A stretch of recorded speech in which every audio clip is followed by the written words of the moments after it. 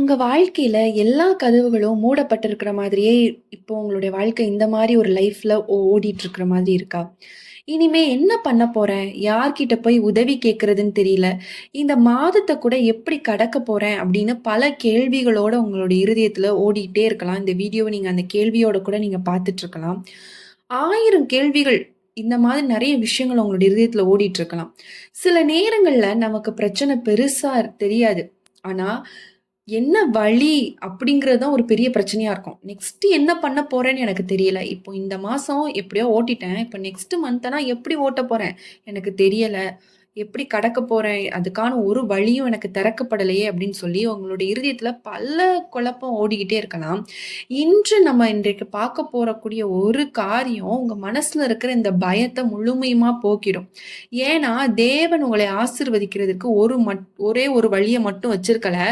நீங்க யோசிக்காத பல வழிகள ஆண்டவர் வச்சிருக்கிறார். நம்மளோட கண்ணோட்டத்துல ஒரே ஒரு வழி தான் தெரியும். ஆனா ஆண்டவரோட பார்வையில பல வழிகள் இருக்கு.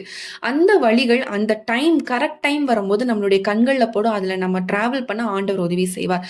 இந்த வீடியோவ நீங்க ஸ்கிப் பண்ணாம ஃபுல்லா பாருங்க. நிச்சயமா ஆண்டவர் இந்த நாள்ல இருக்கக்கூடிய உங்களுடைய பயத்தை போக்கி, அந்த வழியில உங்களுக்கான வழிய உங்க கண்ல காமிப்பார். நீங்க அதுல பிரவேசிக்கவும், ஒரு ஆசீர்வாதத்தை பெற்றுக்கொள்ளவும் ஆண்டவர் நிச்சயமாக உதவி செய்வார்.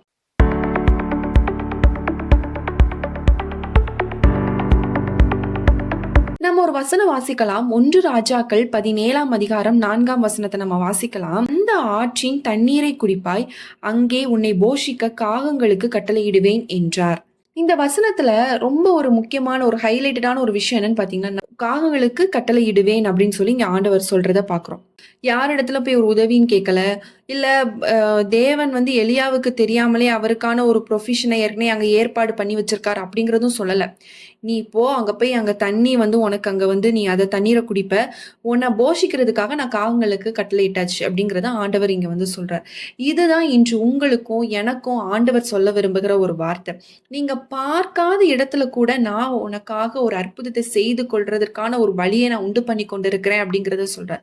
நமக்கு ஒரு பழக்கம் இருக்கு. இந்த மனிதர் நமக்கு ஒரு உதவி செஞ்சாங்கன்னா ரொம்ப உதவியா இருக்குமே.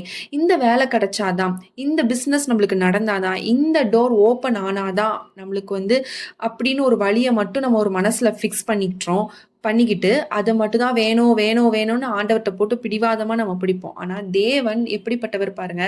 அவர் ஆசீர்வதிக்கணும்னு நினைச்சிட்டார் வச்சுக்கோங்க, நம்ம எண்ணங்களுக்கு அப்பாற்பட்ட விதமாக எதிர்பாராத நேரத்துல பயங்கரமான அற்புதத்தையும் அதிசயத்தையும் ஆண்டவர் என்ன பண்ணுவார்னா நம்மளுடைய வாழ்க்கையில செய்கிற தேவனாக அவர் காணப்படுகிறார். இதுல ஒரு பெரிய லெசன் இருக்கு. என்னன்னு பாருங்க, நீங்க இக்னோர் பண்ற வழிய தேவன் மிராக்கலா மாற்ற முடியும். அதாவது நம்ம நினைப்போம், இந்த வழியில என்ன நடக்க போகுது, சரி நம்ம இதுல நினைப்பீங்க. ஆனா நீங்க எது வேண்டான்னு தூக்கி போடுறாங்க பாத்தீங்களா, அந்த இடத்துலதான் என்ன பண்ணுவார்னா ஆண்டவர் உங்களை உயர்த்துவார். எலியா தினமும் காலையிலும் மாலையிலும் காத்திருந்தார். ஒவ்வொரு நாளுக்கு தேவையான உணவை தேவன் அனுப்பினார். ஒரே நாள்ல ஒரு வருடத்துக்கான உணவு வரல. Daily provision. ஏன் தெரியுமா? எலியாக்கு ஒவ்வொரு நாளும் தேவன் நம்மை காப்பாற்றி கொள்ளணும். சில நேரங்களில் நம்ம கேட்போம், ஆண்டவரே ஏன் எல்லாத்தையும் ஒரே தடவையில தரக்கூடாதா அப்படின்னு கேட்போம். நம்மளுக்கு ஆசீர்வாதம் மட்டும் கொடுக்க நம்ம விரும்பல, நமக்குள்ள அந்த விசுவாசத்தையும் வளர்த்தணும் அப்படிங்கிறத தேவன் விரும்புறார். இன்று உங்க வாழ்க்கையில ஒருவேளை ஒரு ஃபினான்ஷியல் ப்ராப்ளமா இருக்கலாம். யாரும் உங்களை நினைக்கலன்னு தோணலாம். ஒரு ஃபோன் கால் வரல, ஒருத்தர் என்ன மெசேஜ் பண்ணி கூட கேட்க மாட்டேங்கிறாங்க, எனக்குன்னு எந்த ஒரு ஆப்பர்ச்சுனிட்டிஸும் வர மாட்டேங்குது, அதனாலதான் தேவன் வேலை செய்யல, என்னுடைய வாழ்க்கையில எந்த அற்புதத்தையும் செய்யல அப்படின்னு சொல்லி நீங்க நினைச்சிட்டு இருக்கலாம். பட் அது கிடையாது. காகங்கள் பறக்க ஆரம்பிச்சிருச்சு. அது இன்னும் உங்க கண்ணுக்கு தெரியல, அவ்வளவுதான். எப்படி எலியாவுக்கு காகத்தை கொண்டு போஷித்த தேவனோ அதே மாதிரி உங்களுக்காக தேவன் காகங்களை போன்ற நிறைய வாசல்களை தேவன் ஆயத்தப்படுத்தி வைத்து விட்டார். ஆனா அது நம்மளுடைய கண்களுக்கு தான் தெரியல. ஏற்ற நேரத்துல அந்த அந்த ஆசீர்வாதத்தை சுதந்திரித்துக் கொள்ளும்படியாக ஆண்டவர் உதவி செய்வார். யாரோ ஒருத்தர் இடத்துல ஆண்டவர் உங்களை குறிச்சு பேசிருக்கலாம், தரிசனங்களை காமிச்சிருக்கலாம், உதவிகள் செய்யணும்னு ஊந்துதல் கொடுத்திருக்கலாம். ஆனா நம்ம காத்திருக்க முடியாம இருக்கிறனால சில ஆசீர்வாதங்கள் நம்ம மிஸ் பண்ணிடுவோம். ஆண்டவர் வேலை செய்ய ஆரம்பிச்சிட்டார், உங்களுடைய வாழ்க்கையில கிரியை செய்ய ஆரம்பிச்சு விட்டார்.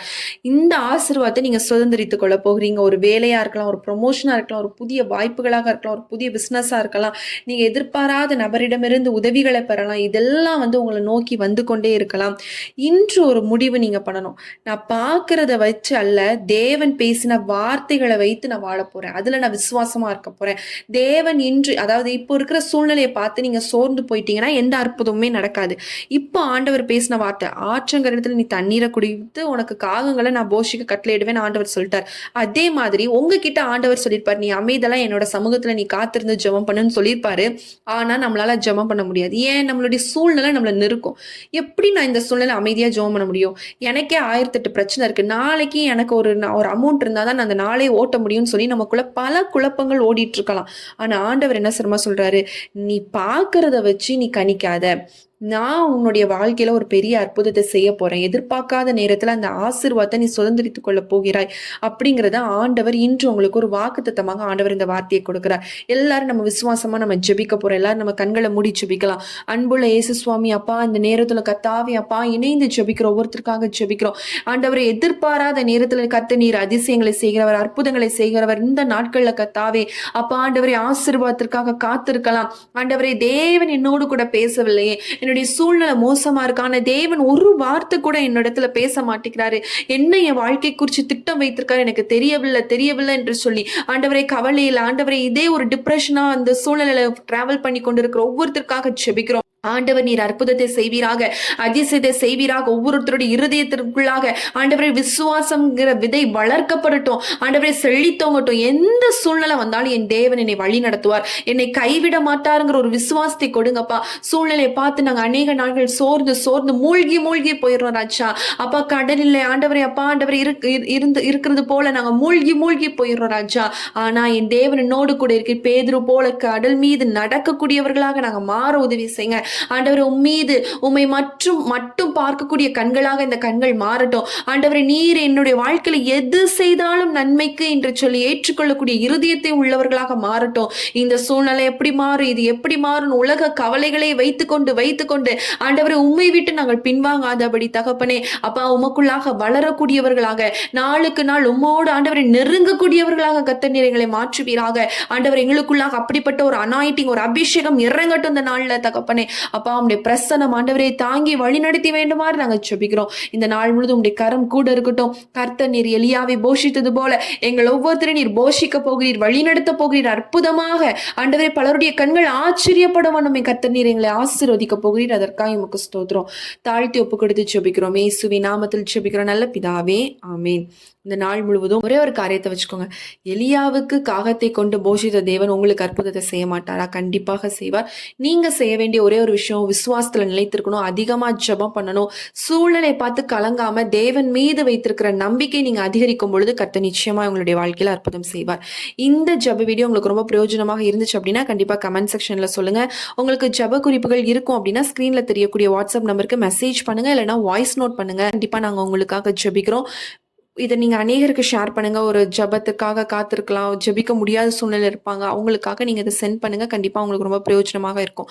மீண்டும் உங்களை அடுத்த ஒரு பிரேயர் வீடியோ சந்திக்கிறேன். கர்த்தர் உங்களை ஆசீர்வதிப்பாராக. ஆமென்.